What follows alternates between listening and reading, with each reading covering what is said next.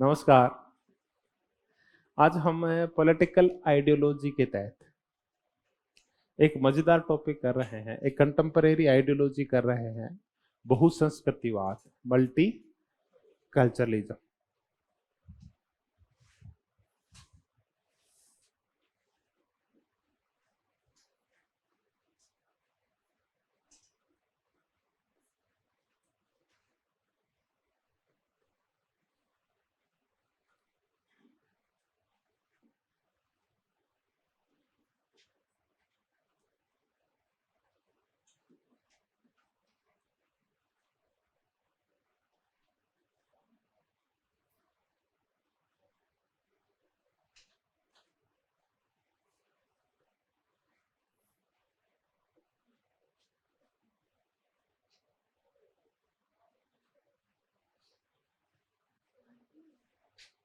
इसके उत्तर आधुनिकतावादी ये कहते हैं कि कोई भी चीज है उसका कोई निश्चित अर्थ नहीं होता।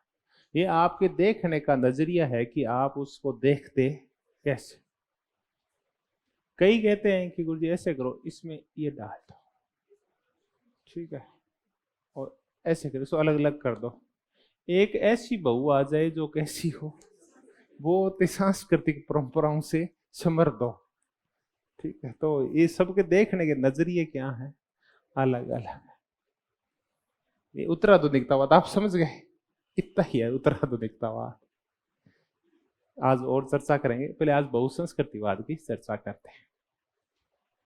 पहले समझते हैं कि मल्टीकल्चरलिज्म है, जो बहुसंस्कृतिवाद है, वो है क्या। पहले इसके अर्थ को समझने की कोशिश करते हैं।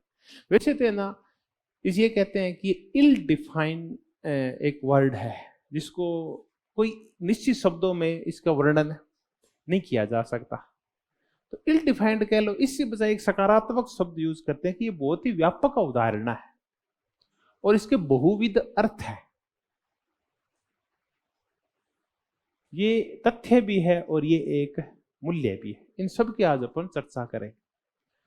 कुल मिलाकर बहुसांस्कृतिकवाद है, ये बल देता है कल्चरल मोदिज्म की बजाय, सांस्कृतिक एकलपन की बजाय सांस्कृतिक विविधता के ऊपर बल देता है। इसका ये कहना है कि समाज में कोई भी व्यक्ति की जो पहचान बनती है वो उसकी संस्कृति की वजह से बनती है। कोई भी व्यक्ति जो खुद के प्रति नजरिया जो विकसित करता है ना, भी क्या सही है क्या गलत है, उसके देखने का जो भी दृष्टिकोण है, उसके समझने की जो क्षमता है, उसका विकास काय से होता है, संस्कृति से होता है। धरती क्या है, चंद्रमा क्या है, पृथ्वी क्या है, हमारे आपसी संबंध कैसे हैं, हमारे रीति रिवाज अच्छे हैं या बुरे हैं, हमारा साहित्य कैसा है, हमारी धार्मिक पूजा पाठ है, ये हमारे पूरे जो जीवन का निर्माण का जो नजरिया है वो निर्धारित कौन करती है। हाँ, हम पूरे संसार को जो देखते हैं वो अपनी कल्चर के अकॉर्डिंग देखते हैं। अब आप इस कल्चर को कैसा ही मान लें, नहीं समझ में आती तो ऐसा करते हैं, इसको हिंदू कल्चर कह लेते हैं। हिंदू कल्चर इस संसार को, हमारे आपसी संबंधों को, देवी देवताओं को, आत्मा को, परमात्मा को, भाषाओं को, ठीक, इन सबको अलग नजरिए से देखती है। और ईसाई संस्कृति है वो सारी चीजों को अलग नजरिए से देखती है। तो कुल मिला के वो संस्कृति है जो किसी भी चीज के बारे में हमारे दृष्टिकोणों को, सोच को और विचारों को प्रभावित करती है। हमारी सोच, विचार, दृष्टिकोण, देखने का नजरिया वैसा ही होता है जैसे हमारी संस्कृति होती है। इसलिए ना कोई भी एक विचार, कोई भी एक दृष्टिकोण, कोई भी एक सत्य है वो अंतिम नहीं होता, क्योंकि ये संस्कृतियां अलग अलग है। तो लोगों की मान्यताएं, विचार, देखने का नजरिया, सोचने का नजरिया, ये भी क्या होने चाहिए, अलग अलग होने चाहिए। और फिर इनको अलग अलग मान्यता भी मिलनी चाहिए। तो कुल मिला के ये संस्कृति है जो हमारी पहचान बनाती है। तो ये कहते हैं कि किसी भी व्यक्ति की जो पहचान डिसाइड होती है वो कहां से होती है, उसकी संस्कृति से होती है। क्योंकि उसकी पहचान, उसकी आइडेंटिटी उसकी संस्कृति से निर्धारित होती है। तो क्या किया जाना चाहिए, तो ये कहते हैं कि फिर किसी भी संस्कृति है उसकी जो भाषा है, उसका जो साहित्य है, उसके जो रीति रिवाज हैं, उसकी जो परंपराएं हैं, उसका जो किसी भी चीज को देखने का नजरिया है, उन सबको क्या दी जानी चाहिए है? मान्यता दी जानी चाहिए। अब पहले तो हम ये समझ लें कि गड़बड़ कहाँ है, तब थोड़ा सा समझ में आएगा। हम एक आम तौर पे हम एक शब्दावली करते हैं, सांस्कृतिक उपनिवेशवाद, कल्चरल कोलोनियलिज्म, सांस्कृतिक उपनिवेशवाद। इसके तहत किया क्या जाता है कि जो मालिक देश होता है ना, वो अपनी संस्कृति को श्रेष्ठ मानता है, अपनी भाषा को श्रेष्ठ मानता है, अपने नजरिए को श्रेष्ठ मानता है, अपने इतिहास को श्रेष्ठ मानता है, अपने रीति रिवाजों को श्रेष्ठ मानता है। और जो उसके जो गुलाम होते हैं, उनकी संस्कृति, उनके इतिहास, उनके देवी देवता, भाषा, साहित्य, रीति रिवाजों के लिए ये कहता है कि तेरा ये सब कुछ क्या है? थर्ड क्लास है। अच्छा, अब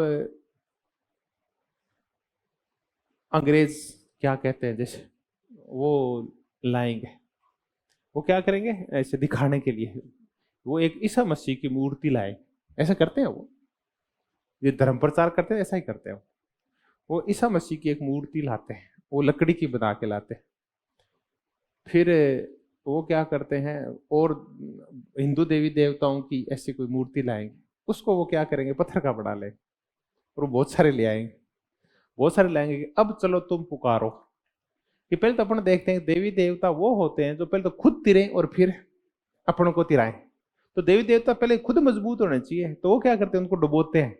तो हिंदी देवी देवता सारे डूब जाते हैं, वो पत्थर के बने होते हैं, और इन वाला देवी देवता क्या होते रहते हैं, तैरते रहते हैं। फिर वो कहते हैं ये है तुम्हारे देवी देवता, वो कोई काम के नहीं है। तब फिर लॉर्ड मैकाले बोलता है कि यूरोप की जो एक पुस्तक है वो हिंदुओं या फिर भारत के पूरी एक लाइब्रेरी के बराबर ज्ञान रखती है। ये सब क्या है? ये यही है कि आपकी संस्कृति है, आपके रीति रिवाज हैं, मान्यताएं हैं, परंपराएं हैं।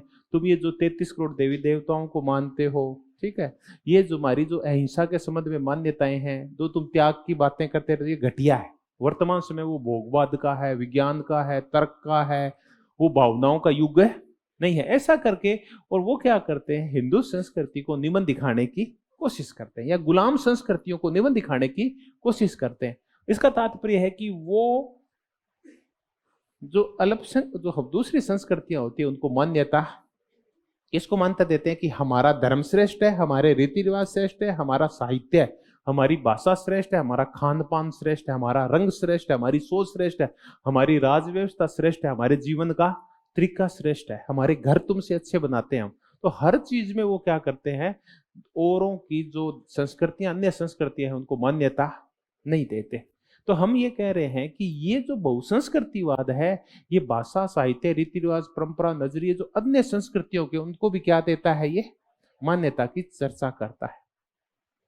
तो ये है बहुसंस्कृतिवाद, जो सांस्कृतिक विविधता के ऊपर बल देता है, जो पहचान की राजनीति करता है, और जो कौन सी राजनीति करता है, मान्यता की राजनीति।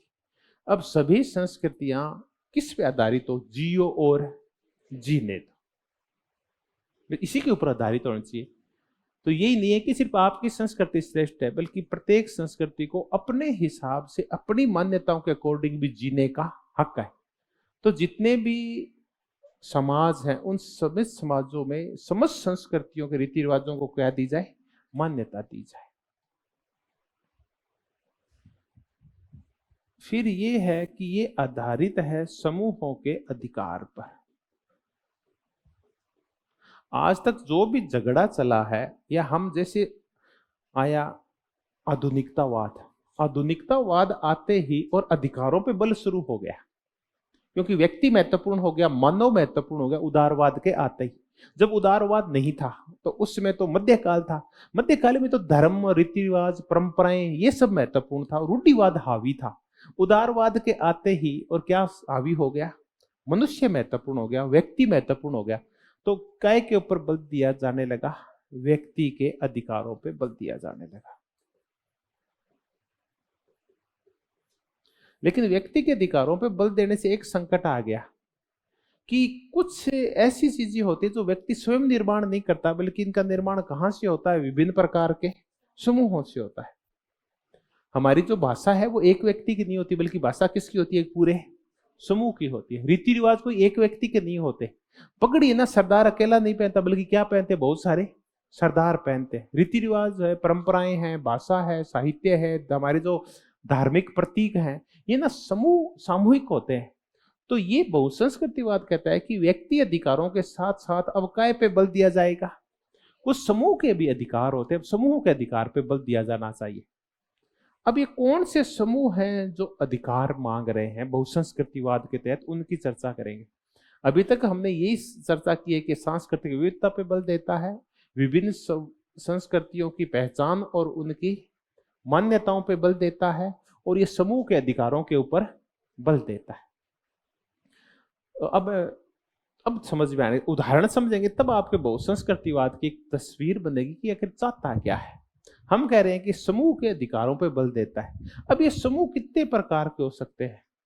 देखिए, ये समूह हो सकते हैं रंग के आधार पे, श्वेत और अश्वेत। तो बताओ ये किसके अधिकारों पे बल देगा? श्वेतों के अधिकार तो वैसे ही बहुत ज्यादा है। कौन से अधिकार? अश्वेत, अश्वेतों के अधिकार। दूसरे अधिकार होते हैं वो इंडोजिनस के होते हैं, या मूलवासी। ये भी एक समूह है, मूलवासी भी। मूलवासी वो लोग होते हैं जो किसी देश के मूल निवासी थे, फिर बाहरी लोग आए और या तो इनको खत्म कर दिया या इनको परे धकेल दिया और वहां हावी हो गए, और मूलवासी हैं वो पिछड़ गए। वो कौन से होते हैं? वो होते हैं मूलवासी। जैसे भारत में ये जो द्रविड़ है, दक्षिण भारतीय है, ये कहते हैं कि यहाँ आर्य आए और उन्होंने अपने आप को कहा वो श्रेष्ठ कहते हैं। उन्होंने हमें क्या किया? मार पीट के और विंध्याचल के उस साइड में दक्षिण में धकेल दिया।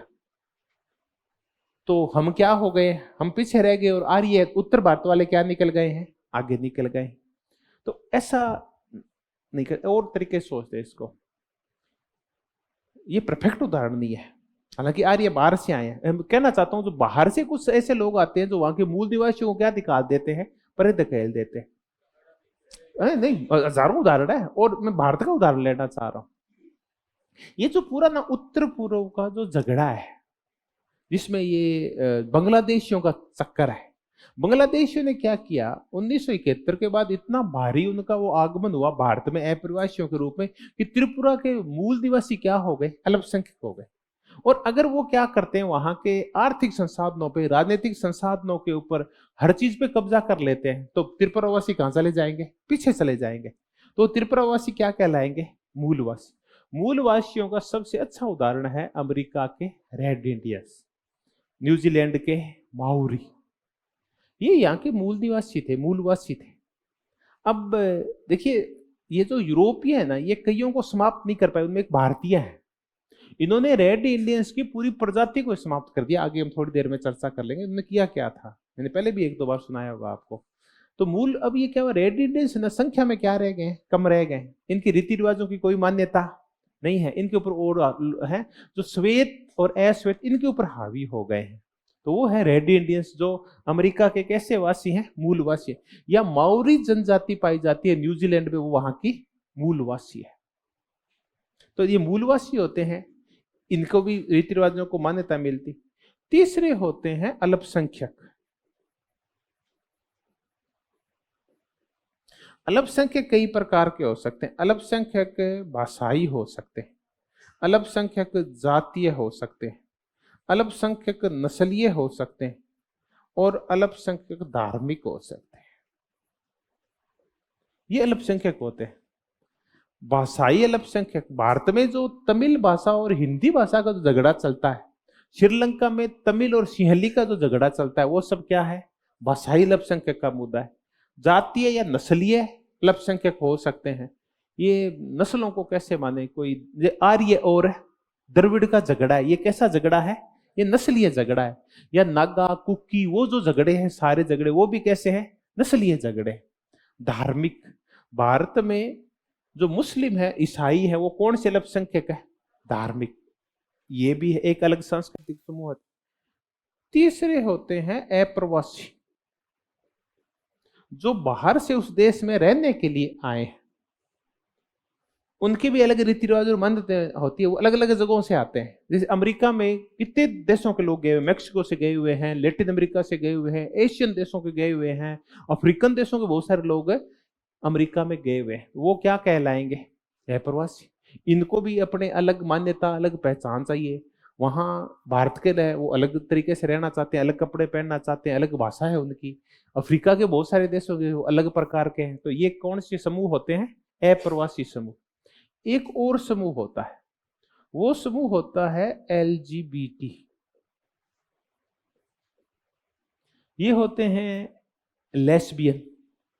ये जो औरतें समलिंगी होती है उनको लेस्बियन बोलते हैं। गे जो पुरुष समलिंगी होता है तो वो गे होते हैं। बीटी होता है ये जो ट्रांसजेंडर होते हैं, बाईसेक्सुअल, जो दोनों ही प्रकार के होते हैं, गे भी होते हैं और समलिंगी भी और विषमलिंगी, एक में ही दोनों भांति पाए जाते हैं। तीसरे होते हैं ट्रांसजेंडर, जो थर्ड लिंग होते हैं, जो नए पुरुष होते हैं नए ही स्त्री होते हैं। इनको आगे चर्चा करें, क्वीर बोलते हैं इनको। ये LGBT समुदाय है, ये भी कैसा है? एक ऐसा समूह है जिसकी अलग मान्यताएं हैं, अलग सोच है, जीने का तरीका अलग है। अब बहुसंख्यक क्या करते हैं? इनके ऊपर अपनी संस्कृति को थोपने की, अपनी सोच को, अपने विचारों को, अपने नजरिए को थोपने की कोशिश करते हैं। अपने नहीं समझ में आता कि इनके ऊपर कैसे नजरिया थोपा जाता है। ये नजरिया अपने को समझ में आता है, ये कैसे थोपा जाता है। बहुसंख्यक लोग ये मानते हैं कि ये जो गे और लेस्बियन होते हैं, ये मनोवैज्ञानिक बीमारी है। ठीक है, और ये जो समाज में जो ऐसे संबंध बनेंगे तो मानवता कहां पड़ जाएगी? खतरे में पड़ जाएगी। क्योंकि हम एक सैकड़ों सालों से हमारा देखने का एक निश्चित नजरिया है कि संबंध होगा वो या तो पुरुष और महिला के मध्य हो सकता है और किसी प्रकार का कोई संबंध है। तो विषमलिंगी संबंधों के बारे में बहुसंख्यक सोच किसको दबा लेती है? गे और लेस्बियन की सोच को दबा लेती। ये हमें पता चल गया कि अब इनकी सोच, इनके नजरिए और इनकी जो प्रवृत्तियां हैं उनको मान्यता नहीं दी जा रही है। अगर ये कुछ भी अलग करते हैं तो लोग उनका क्या उड़ाते हैं? मजाक उड़ाते हैं और उनकी संस्कृति की, उनकी सोच की उपेक्षा करते हैं, उनकी बेइज्जती की जाती है।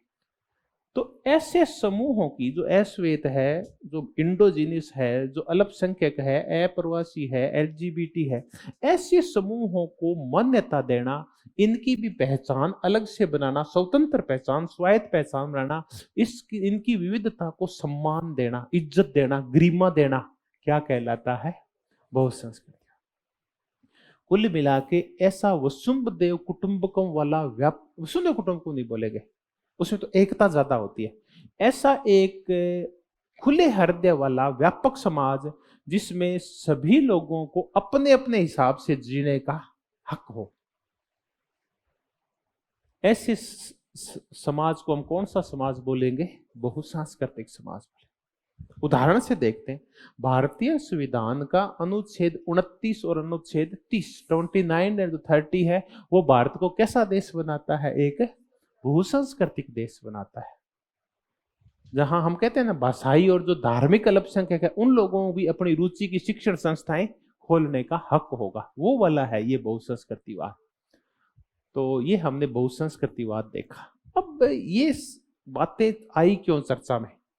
ये बातें आगे तो हम चर्चा करेंगे, इसलिए आई कि बहुत सारे देशों में ऐसे बहुत सारे समुदाय हैं जो अपनी पहचान के लिए, मान्यता के लिए और अपने समूह अधिकारों के लिए झगड़ा कर रहे हैं। वो कह रहे हैं कि हमें पहचान दो, मान्यता दो, हमारी सांस्कृतिक विविधता को स्वीकार करो और हमें समूह के अधिकार दो। तो पूरे संसार में ऐसे बहुत सारे समूह खड़े हो गए। भारत में ऐसे समूह हैं, वो कौन है? नागा है, कुकी है, कश्मीरी है, मिजो है, या जो भी आदिवासी है, ये खड़े हो गए। इन्होंने तो हथियार उठा ही रखे हैं नागाओं ने, और कौन हिंसक हो जाते हैं? कश्मीरी। अपने देश से शुरू करते हैं। अब चर्चा शुरुआत करते हैं अपने पड़ोसी देश कहां से? श्रीलंका से।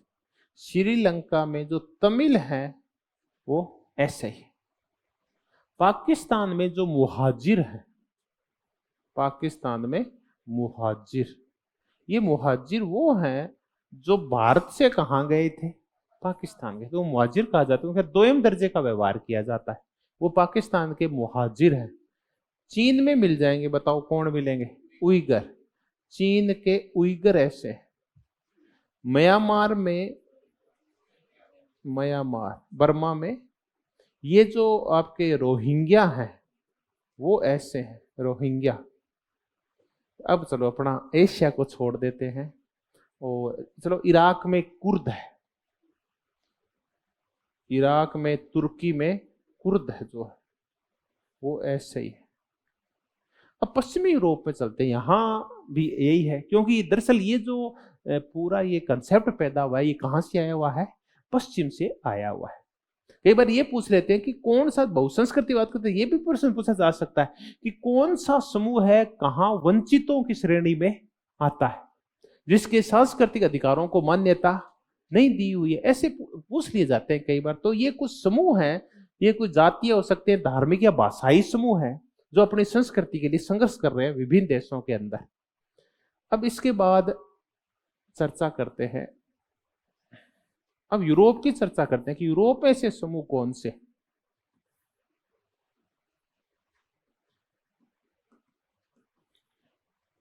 यूरोप के साथ साथ किसको शामिल कर लेते हैं? अमेरिका को भी शामिल कर लेते हैं। अब आ जाता है यूएसए में। यूएसए में ये श्वेत है, और यूएसए में कौन है? Red Indian. रेड इंडियन वो हैं जो यहाँ के मूल निवासी हैं यूएस में। कनाडा, कनाडा में ये भाषाई है, और ये वहां के क्यूबेक प्रांत में रहते हैं। कनाडा में दो भाषा भाषी लोग रहते हैं, एक तो रहते हैं जो फ्रेंच बोलते हैं, दूसरे वो हैं जो इंग्लिश बोलते हैं, जो अंग्रेज टाइप है। तो यहाँ फ्रेंच और इंग्लिश दोनों रहते हैं यहाँ। तो यहाँ एक प्रांत है क्यूबेक, यहाँ वो लोग रहते हैं जो कौन सी भाषा बोलते हैं? फ्रांसीसी भाषा, फ्रेंच भाषा बोलते हैं, वो क्यूबेक है। तो कनाडा के क्यूबेक वासी। स्पेन में ऐसा ही एक प्रांत है कैंटालोनिया, ऐसा ही एक प्रांत है यहाँ का बास्क। ये भी अलग प्रकार के समूह के लोग बने हुए हैं स्पेन के अंदर। ब्रिटेन, ब्रिटेन के जो वेल्स वाले हैं और जो स्कॉटिश है वो भी ऐसे ही समूह है। तो यही है, कुछ एक दो और रह गया होगा। ये बेल्जियम में फ्लैंडर्स,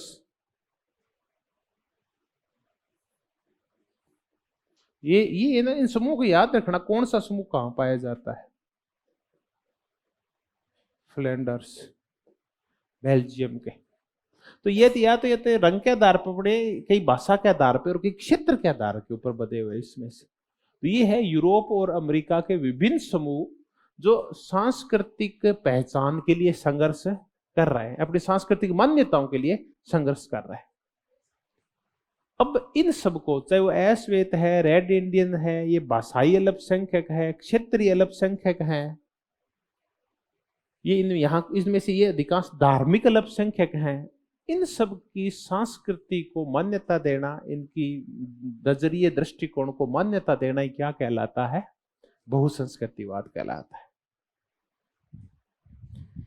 अब जो क्वेश्चन बनेगा, एक तो इन समूहों को लेके बनेगा कि कौन से समूह हैं जो सांस्कृतिक विविधता के लिए संघर्ष कर रहे हैं। तो आपको मिलान करने वाला आएगा एक क्वेश्चन। तो बाकी अब बहुसंस्कृतिवाद की समझ पैदा हो गई है, आगे और समझ जाएंगे कि विशेषता को लेके क्या क्वेश्चन आते हैं, वो आगे और चर्चा करेंगे। अब अपन इसका डेवलपमेंट देखते हैं कि इसका डेवलपमेंट हुआ कैसे, मल्टीकल्चरलिज्म का, उसके कारण क्या थे, बहुसंस्कृतिवाद का विकास कैसे हुआ।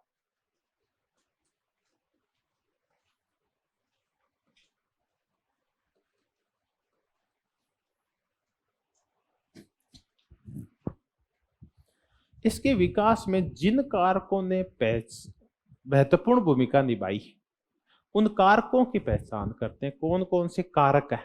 कारक को आप कारण कह लो। एक कारण है शीत युद्ध का अंत व विचारधाराओं का अंत, ऐसा कर लेते हैं इसको। एक कारण ये था। दूसरा कारण था स्थानीय पहचान या पहचान की राजनीति।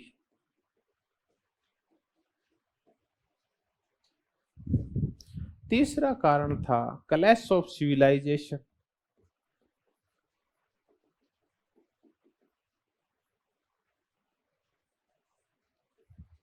और चौथा कारण था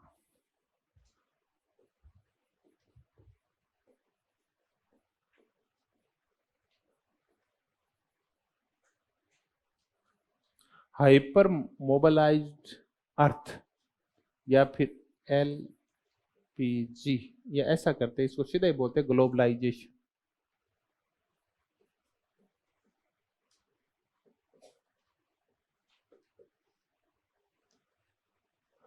बहुसंस्कृतिवाद का विकास इसने बड़ी महत्वपूर्ण भूमिका निभाई। शीत युद्ध का अंत हो गया। शीत युद्ध का अंत हो गया ना, तो संसार में ना पहले अजीब प्रकार का झगड़ा चल रहा था। देखो, आदमी को झगड़ने के लिए क्या चाहिए? एक वो एक पासा चाहिए आदमी को।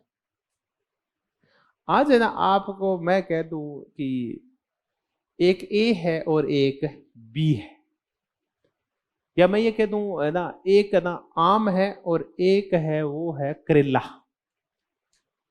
तो बताओ आप किसको पसंद करोगे? तो आप जैसे ही कहेंगे ना, आप अब आधे आधे हो जाओगे। आप अच्छा ये इसकी तरफ हो रहा है तो मैं किसकी तरफ होऊंगा? उसकी तरफ। तो कुछ आम की तरफ हो जाएंगे और कुछ करेले की तरफ। स्वाभाविक है कि हम मेंढक नहीं है जो एक ही ताकड़ी में तुलना चाहे। हम सब है ना अपनी अलग पहचान और विशिष्टता चाहते हैं, और हम कहीं ना कहीं बंटे रह के और एक दूसरे से क्या चाहते हैं? वो ऐसे झगड़ा टाइप करना ही चाहते हैं। हमारे मन के अंदर भी चलता रहता है, परिवार में भी चलता रहता है। हम एक मत नहीं हो पाते, होना भी नहीं चाहिए। तो शीत युद्ध का अंत हो गया ना, तो लोगों के साथ संकट खड़ा हो गया कि अच्छे बड़े लड़ रहे थे 45 साल, किस आधार पे? विचारधारा के आधार पे। अब लड़ें क्या, लड़ें कैसे? तो उन्होंने लड़ाई को फिर किस लेवल के ऊपर ले आए? वो स्थानीय लेवल के ऊपर। पहले उनकी विचारधारा तक पहचान थी। कोई था वो उदारवादी था, कोई रूढ़िवादी था, कोई साम्यवादी समाजवादी था। अब इनकी वो जैसे शीत युद्ध का अंत हो गया, तो अब तो एक ही पहचान रह गई। वो क्या हो गए? सारे उदारवादी हो गए। तो सारे तो उदारवादी हो नहीं सकते, तो अब पहचान की राजनीति शुरू हुई। तो लोगों ने स्थानीय पहचानों की ओर देखना शुरू किया। जैसे स्थानीय पहचानों की ओर देखना शुरू किया, तो लोगों ने सोचा अरे हम तो जातीय रूप से बंटे हुए हैं। तो जाटों के, राजपूतों के, या फिर उत्तर भारत में देखो आरक्षण आया 1990 में, और फिर है ना ओबीसी एक नया वर्ग खड़ा हो गया। तब नए नए नेता खड़े हो गए। लालू प्रसाद यादव है, मुलायम सिंह यादव है, मायावती है, साहब सिंह वर्मा है, अशोक गहलोत है। ये नेता खड़े हो गए। ये किसका नेतृत्व करने लगे? SC ST और ओबीसी का। अब जातीय राजनीति हावी हो गई, क्योंकि लोगों को अपनी पहचान चाहिए। पहले जो राजनीति होती थी वो विचारधारात्मक राजनीति होती थी। हम सारी जातियां विचारधारा के आधार पर बंटी हुई थी। या तो वो कांग्रेस के साथ है मध्यम मार्गीय, या CPI और CPIM के साथ है, या रूढ़िवादी भाजपा के साथ है। 90 तक आते आते हम और ज्यादा विचारधाराओं को तो छोड़ दिया हमने, और जातियों के रूप में बंट गए।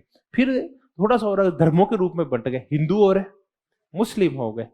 तो इससे क्या हुआ? एक स्थानीय पहचान की और लौटाए पहचान की राजनीति शुरू हो गई। ऐसा ही पूरे संसार में हुआ। परिणाम स्वरूप ना बहुत सारी जगह गृह युद्ध भी छिड़ गए। क्लैश ऑफ सिविलाइजेशन हो गया, जैसा कि कौन कह के गया है? हंटिगटर। सबसे पहले मुसलमानों को यह लगा कि ये जो युद्ध, शीत युद्ध का अंत हुआ है ना, उसके बाद सब जगह ना ईसाई संस्कृति छाने की कोशिश करते, ईसाई धर्म छाने की कोशिश कर रहा है। तो ये ना वो पूंजीवाद को, व्यक्तिवाद को और खुलेपन को बढ़ावा देता है। और ईसाई जो इस्लाम है ना, ये समूहवाद को बढ़ावा देता है, स्त्री शिक्षा को, स्त्री समानता को, व्यक्तिवाद को बढ़ावा नहीं देता। तो मुसलमानों को यह भय व्याप्त हुआ कि उनके धर्म को कौन दबा देगा? ईसाई धर्म दबा देगा। ऐसे ही खतरा पैदा हुआ हिंदुओं को। तो क्लैश ऑफ क्या शुरू हो गया? सिविलाइजेशन शुरू हो गया। तो इन सब का परिणाम क्या निकला? इस युद्ध का अंत शुरू होने से पहले जहां बड़े बड़े देश आपस में झगड़ा कर रहे थे, अब विभिन्न देशों के कहां शुरू हो गया? अंदर ही गृह युद्ध शुरू हो गया। ऐसा ही गृह युद्ध कहां शुरू हुआ? ऐसा गृह युद्ध शुरू हो गया अफगानिस्तान में, लीबिया में, सीरिया में, अल्जीरिया में और उसमें ट्यूनीशिया के अंदर, जिसको हम किस नाम से जानते हैं, अरब क्रांति के नाम से जानते हैं। अंदर ही गृह युद्ध छिड़ गए इनके अंदर। तो गृह युद्ध छिड़ गए विभिन्न देशों में शीत युद्ध के अंत के बाद। पहले तो विभिन्न देश आपस में लड़ रहे थे, अब एक देश के अंदर विभिन्न समूह आपस में लड़ रहे हैं। तो दरअसल बहुसंस्कृतिवाद समूह तो रिलेटेड है, विभिन्न समूह एक ही देश के अंदर, कहीं शिया और सुन्नी लड़ रहे हैं, कहीं सुन्नी और कुर्द आपस में लड़ रहे हैं, तो मुस्लिम, लेकिन समूह क्या है, दो भांति भांति के, ऐसी लड़ाइयां शुरू हो गई। फिर ये सारा संकट इसने पहचान का, गृह युद्ध, क्लैश ऑफ सिविलाइजेशन हो गया। और एक और काम हो गया 1990 के आते आते, हाइपर ग्लोबलाइजेशन हो गया, या हाइपर मोबिलाइजेशन हुआ। ग्लोबलाइजेशन की वजह से प्रवास बहुत ज्यादा बढ़ गया। लोगों ने अपना देश छोड़ के किस देश में जाना शुरू कर दिया?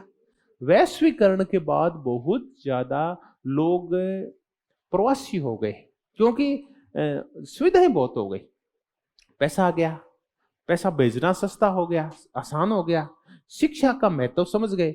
तो बहुत सारे देशों के लोग हैं वो यूरोप और अमेरिका की ओर जाने लगे, या तो वो नौकरी करने के लिए, या वो पढ़ने के लिए, और या वो कोई और नौकर के रूप में जाने लगे।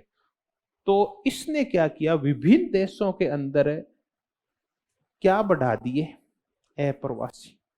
कि 1990 के बाद जितना प्रवासन हुआ है, जितना मोबिलाइजेशन हुआ है, उतना आज तक नहीं हुआ। तो हम पृथ्वी को ये कहने लगे कि ये हाइपर वो मोबिलाइजेशन वाला ग्लोब बन गया, जिसमें बहुत ज्यादा प्रवासी यहां से वहां तेज गति से जा रहे हैं।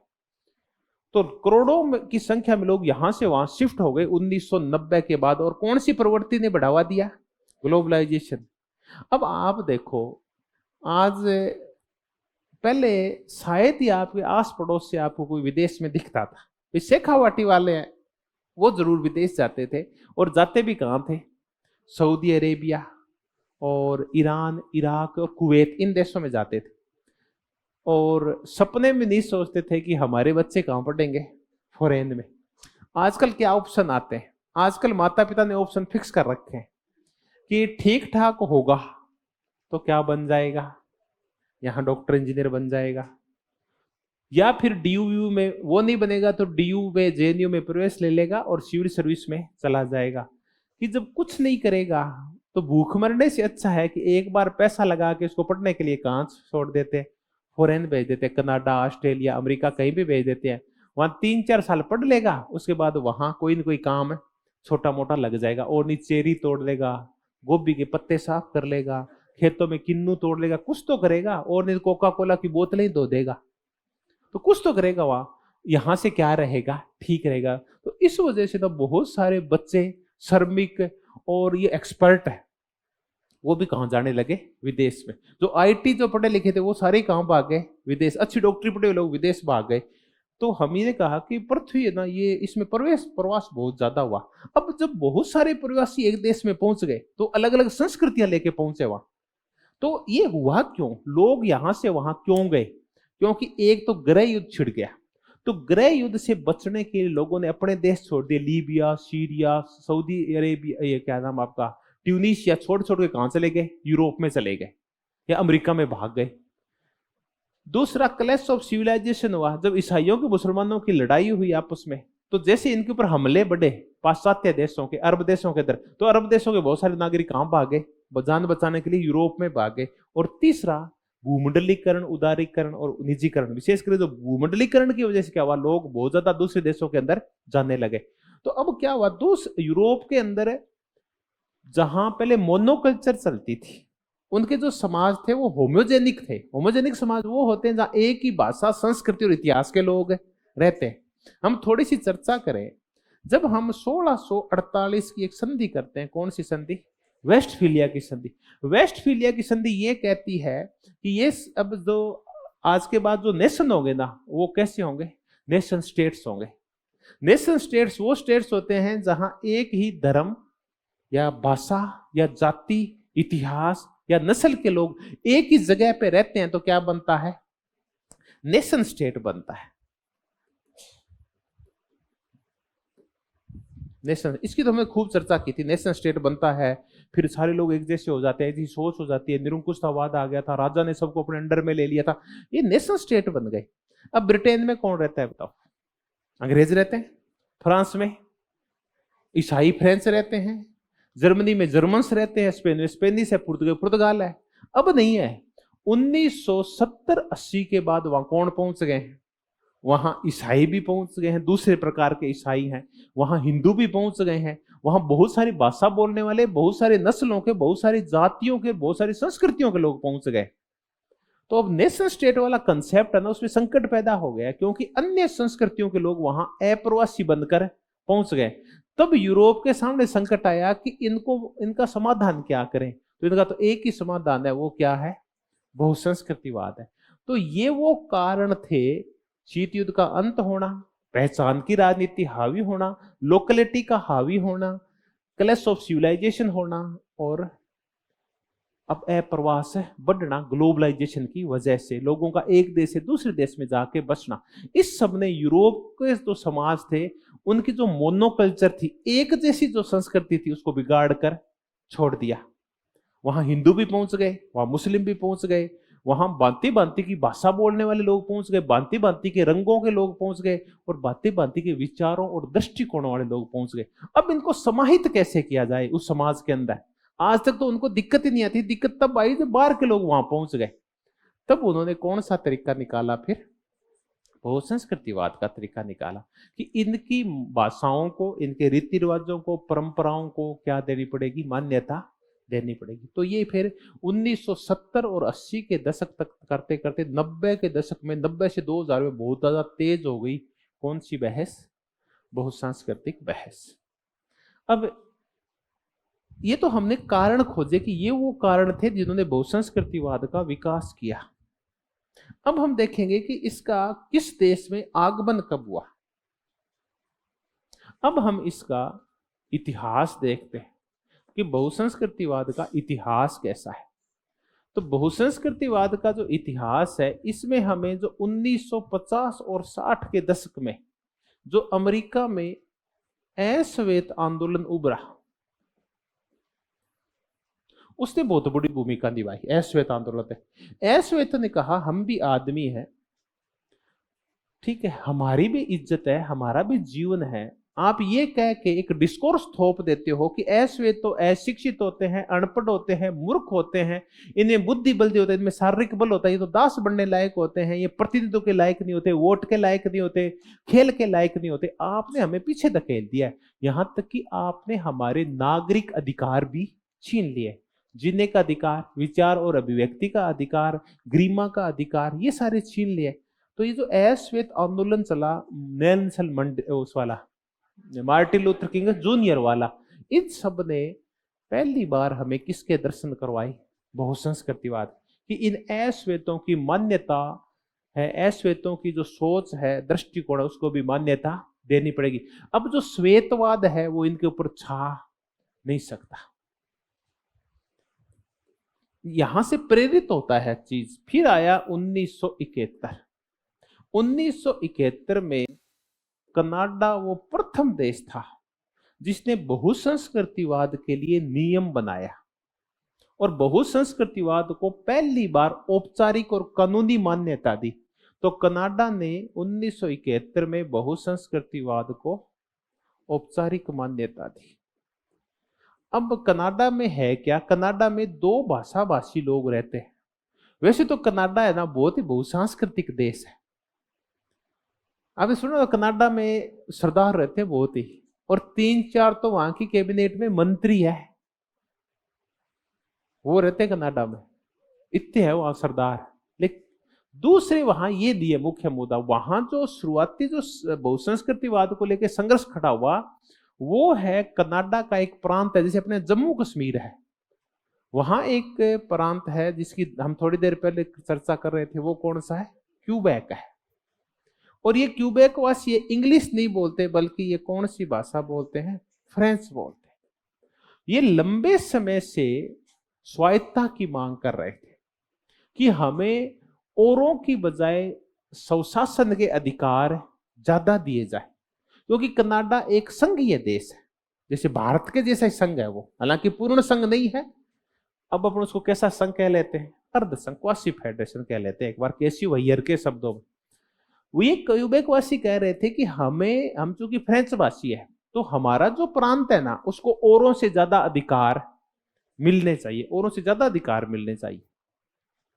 तो ये लंबे समय से संघर्ष कर रहे थे। तो फिर कनाडा में संविधान में संशोधन करके और संघवाद के तहत वहां का जो क्यूबेक प्रांत है, जैसे अपने कश्मीर है, उसको ज्यादा, वहां के लोगों को ज्यादा अधिकार दिए गए। जैसे अपने यहाँ क्या चलता था 370, वैसे वहां भी एक अनुच्छेद बना के और क्यूबेक वासियों को ज्यादा अधिकार दिए गए। तो हम कहते हैं कि ये भाषा के आधार पर जो भाषाई लोग थे उनकी संस्कृति को क्या दी गई? मान्यता दी गई व्यापक स्तर के ऊपर, पहली बार कनाडा में। इसलिए हम कहते हैं कि 1971 के बाद कनाडा का जो संघ है वो कैसा संघ बन गया है? विषम संघ बन गया, एजमेट्रिक फेडरेशन बन गया। अब एक होता है सम संघ और एक होता है विषम संघ। ये एजमेट्रिक या विषम संघ कौन सा होता है? अमेरिका एक सम संघ है, सम माने समान, सिमेट्रिक फेडरेशन है, और कनाडा एक विषम संघ है। और मैं आपको ये कह दूं, भले ही 370 खत्म हो गई होगी, भारत भी एक विषम संघ है। अब आप बताओ। हाँ, गुड। जहां सभी राज्यों को एक जैसी शक्तियां होती है किसी भी संघीय देश में, वो होता है सम संघ। और जहां विभिन्न राज्यों की शक्तियां अलग अलग होती है वो विषम संघ होता है। भारत बहुत अच्छा विषम संघ था जब तक क्या खत्म नहीं किया था? 370। अन्य प्रांतों की शक्तियां अलग थी और जम्मू कश्मीर की शक्तियां अलग थी। 370 खत्म हो गया तो क्या अभी भी क्या है? यहाँ 371 है ना। ये भारत को क्या बनाते थे? दोनों विषम संघ बनाते थे। ऐसे ही कनाडा 1971 के बाद कैसा संघ बन गया है? विषम संघ बन गया है। ये एक सकारात्मक प्रवृत्ति है। इसके बाद 1970 के दशक में ऑस्ट्रेलिया ने भी किसको स्वीकार कर लिया? बहुसंस्कृतिवाद को स्वीकार कर लिया। यहां जो बहुसंस्कृतिवाद आया उसके मूल में क्या था? एशियाकरण था। यानी ऑस्ट्रेलिया है वो मूलतः गोरे लोगों का देश है जो इंग्लिश बोलते हैं, जो ऑस्ट्रेलिया के मूल निवासी समाप्त हो गए हैं। तो ये गोरे लोग हैं। यहाँ एशियाई बहुत भारी संख्या में पहुंच गए। आपने देखा होगा अपने अधिकांश जो भारतीय हैं वो या तो ऑस्ट्रेलिया जाते हैं या कनाडा जाते हैं, दो देशों में वो जाते हैं। देखो ऐसे तो हर एक स्टेट की अलग अलग वो होती है, लेकिन मैं ना, मेरे अगर देखूं, मेरे वाला क्षेत्र है वो अब पिछले 3-4 साल से हाइपर है। वो अप्रवासन हो रहा है, वहां बहुत ज्यादा प्रवासन हो रहा है। और वो सारे वहां के जो लड़के लड़कियां ना, उनका एक ही सरदार तो पहले ही गानगर मानगढ़ के थे, वो कहाँ जाते थे? चलिए कनाडा चलते हैं, अर्शित कितने जाना है? कनेडा जाना है। अब वो और कहाँ जाने लग गए हैं? वो ऑस्ट्रेलिया और उस साइड भी जाने लग गए। तो ऑस्ट्रेलिया में बहुत सारे एशियाई रहते हैं। तो बाद में ऑस्ट्रेलिया ने इसको स्वीकार किया, धीरे धीरे कई और देशों ने भी इसको स्वीकार किया, लेकिन ये चल नहीं पाया लंबा। बाद में ऑस्ट्रेलिया ने कहा कि ये ना बहुत ज्यादा नहीं चलेगा, क्योंकि हमने इनको अधिकार देने शुरू कर दिए ना, इन एशियाई लोगों को, और बहुसांस्कृतिक अधिकार। तो इनकी ये मांगे क्या होती जाएगी? बढ़ती ही जाएगी। तो फिर ये क्या करेंगे? जो माइग्रेटरी लोग हैं ये भांति भांति के अधिकार मांगने लगेंगे, और फिर समाज में विखंडन पैदा हो जाएगा, फिर फ्रैक्शन पैदा हो जाएगा। स्थानीय लोग जो पहले वाले हैं वो उसका विरोध करेंगे, और नए आने वाले हैं वो अधिकार मांगेंगे। तो फिर ऑस्ट्रेलिया ने धीरे धीरे इस नीति को क्या कर दिया? थोड़ा सा कम कर दिया। फिर ऐसा ही ब्रिटेन ने किया। देखो ये प्रवृत्ति जोर पकड़ी, ये मतलब 2000 तक ये प्रवृत्ति अपने चरम पे पहुंच गई कि अधिकार दो, अधिकार दो, अधिकार दो। 2000 के बाद इस प्रवृत्ति में क्या आने लगी? धीरे धीरे कमी आने लगी। स्थानीय लोगों ने इनका क्या कर दिया? विरोध करना शुरू कर दिया। तब फिर ब्रिटेन ने भी एक ऐसा कानून बनाया जिसमें आवर्जन को अत्यंत सख्त कर दिया गया कि अब बाहरी लोग आएंगे तो हमारी बातें माननी पड़ेगी। तो फिर धीरे धीरे यूरोप ने बहुसंस्कृतिवाद को परे धकेलना वापिस से शुरू कर दिया। लेकिन खैर आज भी हम बहस करते हैं किसके ऊपर? बहुसंस्कृतिवाद के ऊपर। तो एक जो पूछा जा सकता है वो किसके ऊपर पूछा जा सकता है? कनाडा के ऊपर पूछा जा सकता है। प्रेरित किसने किया? अश्वेत आंदोलन।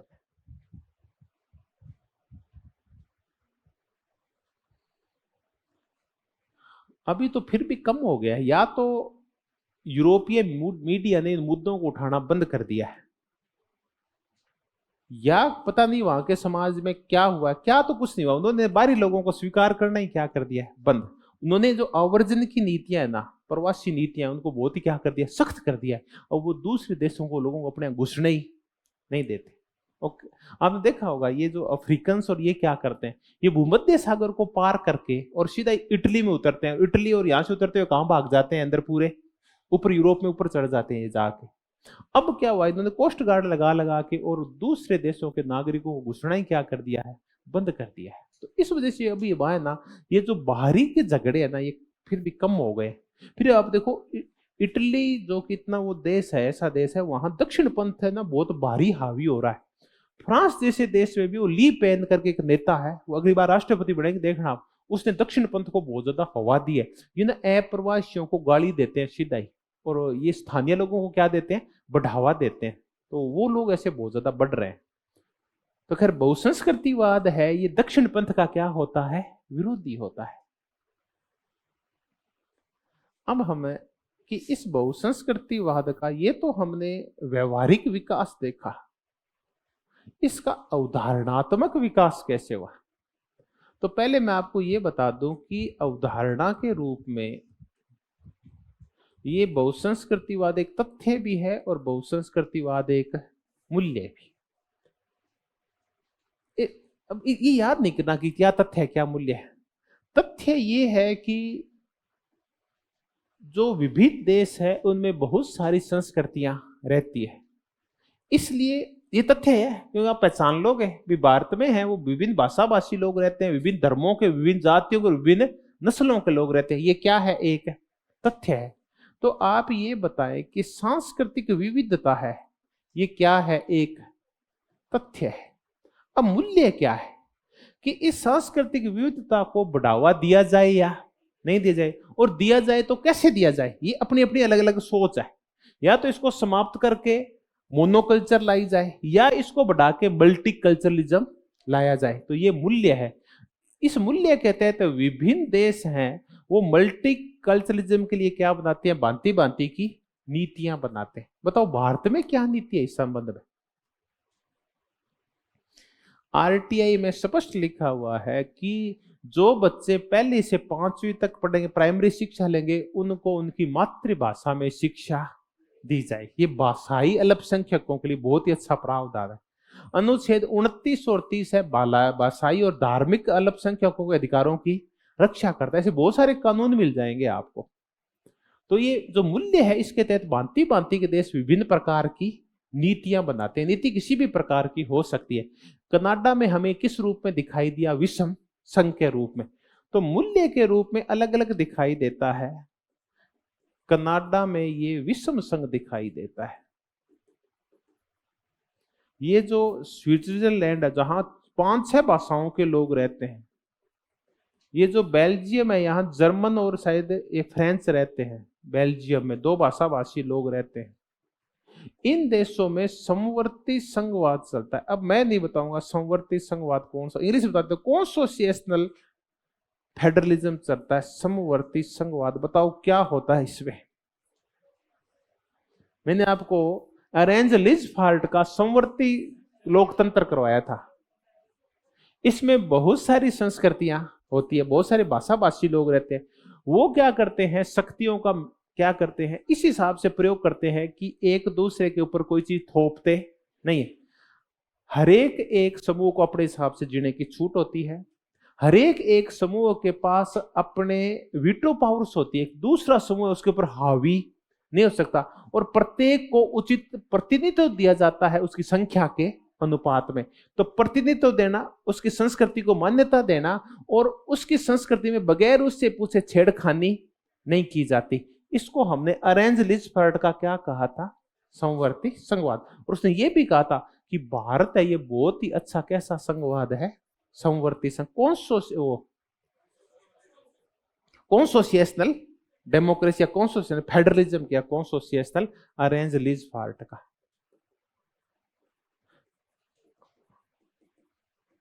तो एक ये तरीका है कि समवर्ती संघवाद लाया जाए, एक ये तरीका है कि क्या लाया जाए, विषम संघ एक ये पावर शेयरिंग चलता है। इसमें आपके उत्तरी आयरलैंड कुछ पावर्स है वो ब्रिटेन उपयोग कर लेगा, कुछ उत्तरी आयरलैंड को अलग से कुछ क्या दे दी गई है, पावर शेयरिंग दी गई है।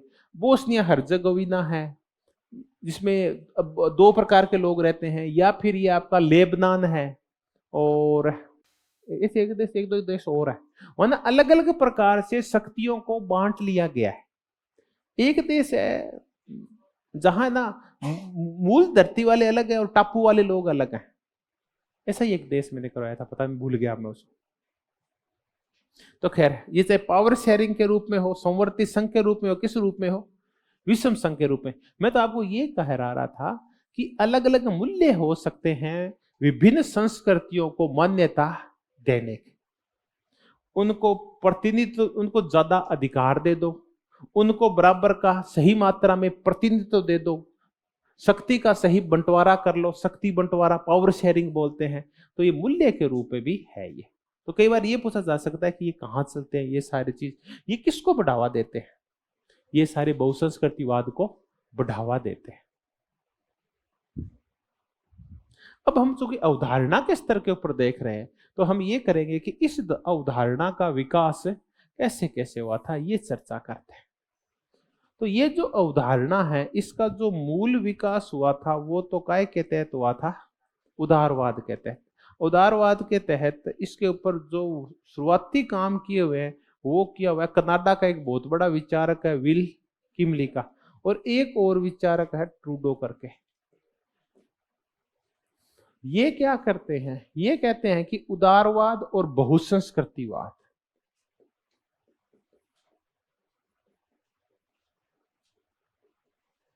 इन दोनों को मिलाया जा सकता है। उदारवाद के तहत बहुसांस्कृतिक अधिकारों को भी मान्यता दी जा सकती है, लेकिन ये कहता है कि ये सब देते हुए समूह के अधिकार की बजाय कौन से अधिकारों को ज्यादा बढ़ावा देता है, ये व्यक्ति के अधिकारों को ज्यादा बढ़ावा देता है। ये समूह के अधिकारों को अलग से नहीं मानता, ये व्यक्ति के अधिकारों को प्राथमिकता देता है। अब समूह है आपके फ्रेंच भाषी लोग हैं, तमिल भाषी है, या मुस्लिम है, या उइगर है, इनमें क्या ये क्या कहते हैं कि इनके व्यक्तिगत अधिकारों को बढ़ावा दिया जाए। इसको समझते कहना क्या चाह रहा है, ये उदारवाद ये कहना चाह रहा है कि ये जो रोहिंग्या समझ में आते हैं क्या आपके,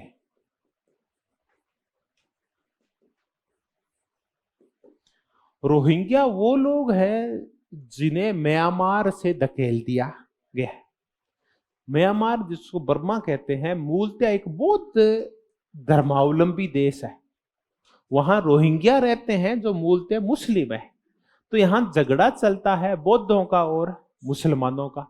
रोहिंग्या जो कि मुसलमान है वहां अल्पसंख्यक है और उन्हें किसी भी प्रकार का कोई अधिकार नहीं। तो उदारवाद ये कहता है कि अगर कहीं कोई अल्पसंख्यक समूह रह रहा है तो उसको समान मात्रा में सारे अधिकार मिलने चाहिए। तो उदारवाद सभी संस्कृतियों को कैसे अधिकार देना चाहता है, समान अधिकार देना चाहता है। अब रोहिंग्याओं को समान अधिकार कैसे दोगे आप, उनको चुनाव लड़ने का, विचार अभिव्यक्ति का, अपनी अंतःकरण की स्वतंत्रता का, अपने जीवन का, संपत्ति का, वो सारे अधिकार जो बहुसंख्यकों के पास है वो सारे अधिकार किसको दोगे आप, अल्पसंख्यकों को भी दोगे। अब भारत में अनुच्छेद 14 से लेके और अनुच्छेद 28 तक जो अधिकार दिए हुए हैं वो कौन से अधिकार है, वो ये वाले अधिकार है। उसमें किसी के साथ कोई भेदभाव है नहीं किया गया है, चाहे कोई लैंगिक समूह हो, कोई जातीय समूह हो, कोई धार्मिक समूह हो, या फिर कोई भाषाई समूह हो, सभी समूहों को समान अधिकार दिए गए। आप पढ़ के देखो, अनुच्छेद 16 है, 19 है, ये बड़े बड़ी बातें क्या कहते हैं कि भी किसी भी नागरिक के साथ या व्यक्ति के साथ धर्म, जाति, लिंग, क्षेत्र, भाषा आदि के आधार पर भेदभाव है, सभी लोगों को समान अधिकार दिए जाएंगे। उदारवाद क्या कहता है? सभी संस्कृतियों को समान अधिकार देने की चर्चा करता है। अब आ गया बहुलवादी।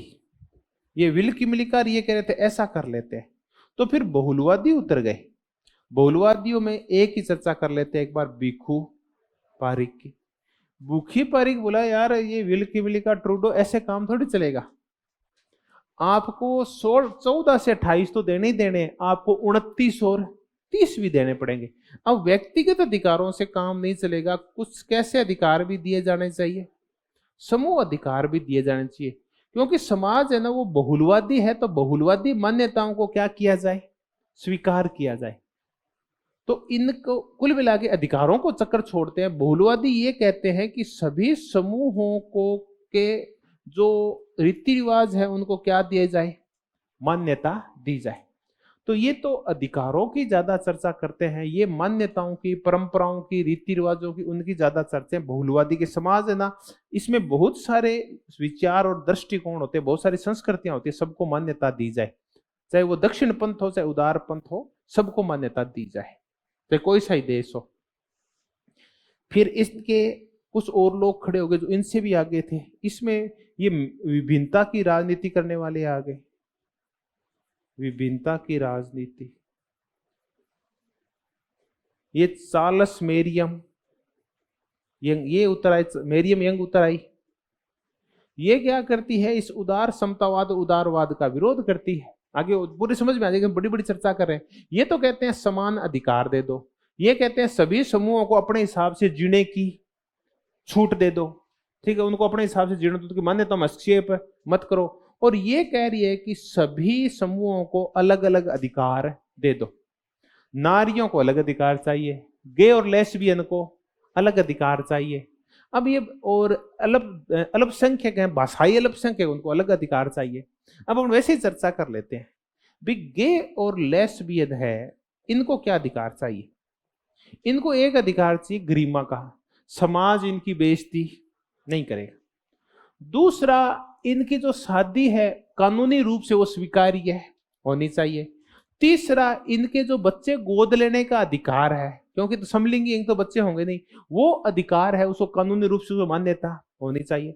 इनके बच्चे हैं, उनका स्कूलों में और बच्चों की तरह एडमिशन है होना चाहिए, ठीक है। इनको हेय दृष्टि से देखा नहीं जाना चाहिए। ये गे और लेस्बियन के अलग अधिकार है।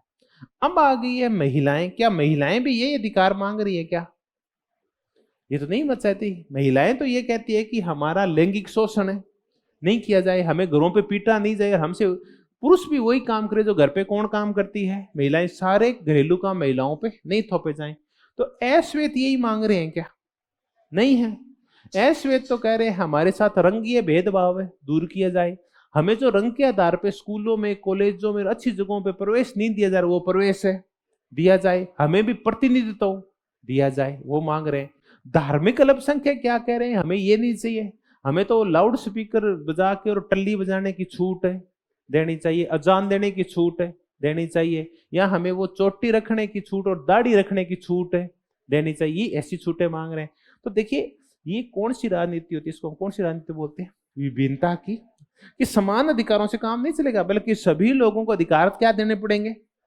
अलग अलग देने पड़ेंगे। तो ये कहते हैं कि सब की रीति रिवाजों को मान्यता दो, ये कहते हैं सबको समान अधिकार दे दो, और ये सबको कहते हैं अलग अलग अधिकार दे दो, समान अधिकार के साथ अलग अलग अधिकार और दो। तो ये और ये तो अधिकारों का झगड़ा है, ये मान्यताओं का झगड़ा है। देखिए मान्यताएं भी समाज, ये समाज प्रदत्त चीजें होती है। भाई आपको कानून ने तो अधिकार दे दिया, अब भारत में हिंदुओं को और मुसलमानों को अधिकार क्या है? दोनों को बराबर अधिकार है। संविधान में अधिकार की दृष्टि से कोई भेदभाव है, लेकिन समाज में दोनों की क्या है? अलग अलग है, ठीक है। मुसलमानों की जो परंपराएं, रीति रिवाज, दृष्टिकोण है, उनका बहुसंख्यक हिंदू है वो सम्मान नहीं करते। या जहां मुसलमान है वो हिंदुओं का, बांग्लादेश में, पाकिस्तान में, वो हिंदुओं के रीति रिवाजों का, पंथ परंपराओं का, देवी देवताओं का, मंदिरों का सम्मान नहीं करते। तो ये संकट है। तो ये बहुलवादी कह रहे हैं कि देखो ऐसा मत करो, सबको मान्यता दो। ये कह रहे हैं सबको अलग अलग अधिकार दो, और ये कह रहे हैं कि सबको समान अधिकार दो। बहुसंख्यकों को अकेले को मत दो, किसको दे दो? अल्पसंख्यकों को भी अधिकार दो। उइगुरों को दो चीन के अंदर, श्रीलंका के अंदर तमिलों को समान अधिकार दो, वही अधिकार दो जो किसके मिले हुए हैं, सिंहलियों को मिले हुए। ठीक है, अगर मैं ये कहूं कि पाकिस्तान के जो मुहाजिर हैं वो ये कह रहे हैं कि हमें भी जीवन का अधिकार दो, हमें भी सरकारी नौकरी का अधिकार दो, हमें भी प्रतिनिधित्व करने का अधिकार दो, तो बताओ वो कहां सेट बैठ रहे हैं? इन तीनों में कहां सेट बैठ रहे हैं? वो उदारवादी है। वो कह रहे हैं कि जितने पाकिस्तान के मूल को है उतने बाहर से आने वालों को अधिकार है, तो हमारे पास अधिकार है नहीं, तो हमें औरों के बराबर तो करो एक बार। तो ये तो है ये वाला। दूसरे ये कह रहे हैं कि हम सिख इसलिए हमें हेलमेट नहीं पहनने का अधिकार दो, हम पुलिस और मिलिट्री में जाएं तो हमें टोपी की बजाय पगड़ी पहनने का अधिकार दो, हम जब संसद में जाएं तो हम कृपाण पहन के भी जाएं तो हमें ऐसे देखा नहीं जाए। वो क्या मांग रहे हैं? अपनी मान्यता है। तीसरे हैं जो भांति भांति के समूह, वो अलग अलग क्या मांग रहे हैं? अधिकार मांग रहे। महिला है, अल्पसंख्यक है, भाषाई अल्पसंख्यक है, ये सारे प्रताड़ित समूह है, आदिवासी है, SC ST है, अलग अलग अधिकार मांग रहे। ये कौन सी राजनीति है? विभिन्नता की राजनीति। ये कह रहे समान अधिकार दे दो, ये कहते हैं हमें गरिमा दो, हमें मान्यता दो, हम भी आदमी है, हमारी भी सोच है। और ये कह रहे हैं सबको कैसे अधिकार दे दो? समान अधिकारों के अलावा अलग अलग अधिकार भी दो। ऐसे करके, और बहुसंस्कृतिवाद है, इसकी अवधारणा का कई तरीके से विकास किया गया। तब मैंने शुरुआत में चर्चा की थी कि इल डिफाइंड कंसेप्ट है, एक व्यापक अवधारणा है जिसके विविध निहितार्थ है, इसका कोई एक निश्चित अर्थ नहीं है। कुछ कह रहे मान्यता दे दो, कुछ कह रहे समान अधिकार दे दो, और कुछ कह रहे असमान अधिकार दे दो। ऐसी करके पूरी बहस है बहुसंस्कृतिवाद की, जिसकी हम थोड़ी देर में चर्चा करेंगे। हाँ, सबाल्टर्न है, इसी से बिछड़ा हुआ है, समुदायवाद है, उत्तराधुनिकतावाद है, इससे नजदीक से जुड़े हुए। अब थोड़ी देर में हम चर्चा करेंगे कि इसका समुदायवाद के साथ और इनके साथ संबंध क्या है, क्योंकि डेवलपमेंट और देखेंगे। अभी कर क्या रहे हैं, हमने इसका डेवलपमेंट देखा कि इसका डेवलपमेंट हुआ क्यों। इसका डेवलपमेंट हुआ क्योंकि लोग यहां से वहां बहुत जाने लग गए। जो विभिन्न देशों में एक ही तरह के लोग रहते थे, वहां दूसरे तरीके के लोग भी घुस गए। क्यों घुस गए?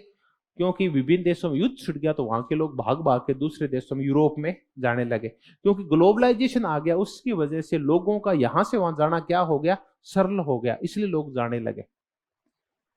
और फिर हमने ये प्रवासन और ये सारी, कुछ देश सॉफ्ट हो गए, उनको यहाँ लेबर भी चाहिए थी, तो ऐसे करके, और वहां बहुत सारी जब दूसरी संस्कृतियों लोग पहुंच गए ना, तब मुद्दा पैदा हुआ कौन सा? बहुसंस्कृतिवाद का। फिर हमने इसका देखा डेवलपमेंट कैसे हुआ। पहले अमेरिका में चर्चा चली, फिर कनाडा में, ऑस्ट्रेलिया में, फिर यूरोप के अन्य देशों में चर्चा चली। फिर अवधारणात्मक स्तर के ऊपर हमने देखा कि पहले विल्की मिलिका जैसे ये लोग आए, फिर भिखू पारिक जैसे लोग आए, फिर मेरियम यंग जैसी विचारिकाएं आई। तो ये हमने बहुसंस्कृतिवाद को समझने की कोशिश की है। तो फैक्चुअली तो ये हो सकता है कि बहुसंस्कृतिवाद में विभिन्न समूह है, कौन सा समूह कहाँ क्या डिमांड कर रहा है, ये पूछा जा सकता है। उसके बाद कनाडा के ऊपर क्वेश्चन पूछा जा सकता है, ऑस्ट्रेलिया के ऊपर क्वेश्चन पूछा जा सकता है, और कारण क्या है ये पूछे जा सकते हैं। पहचान की मान्यता की राजनीति के बोर्ड चर्चा कर लेंगे व्यापक में। एक बार थोड़ी देर का क्या लेते हैं, 2-1 मिनट का विराम लेते हैं, पानी पी लेते हैं, फिर शुरू करते हैं।